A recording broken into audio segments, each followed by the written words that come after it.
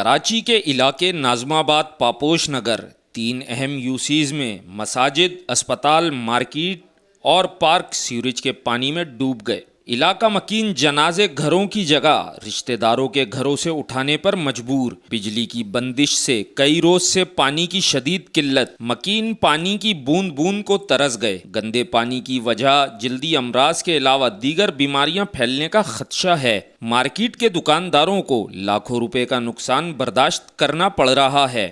علاقہ مکینوں کا سچل نیوز سے بات چیت کرتے ہوئے کہنا تھا کہ روشنی کے شہر کو کچرے اور سیوریج کے پانی نے بیڑا غرق کر دیا۔ اعلیٰ حکام کو کئی بار درخواستیں دے چکے ہیں، کوئی عملی کام نہیں ہوا۔ شہری حکومت فنڈ کی کمی کا رونا روتی رہتی ہے۔ علاقہ مکین پچھلے کئی مہینوں سے سخت پریشانی میں مبتلا ہیں۔ سیوریج کے پانی کی وجہ سے علاقے میں بیماریاں پھوٹ رہی ہیں، خاص کر بچوں کو جلدی امراض ہو رہے ہیں۔ 24 گھنٹے میں صرف 2 گھنٹے پانی آتا ہے، جس میں 1 گھنٹہ ایسا ہے جس وقت بجلی غائب رہتی ہے۔ عوام کی کوئی بھی نہیں سن رہا، سب اپنی اپنی سیاست چمکانے میں لگے ہوئے ہیں۔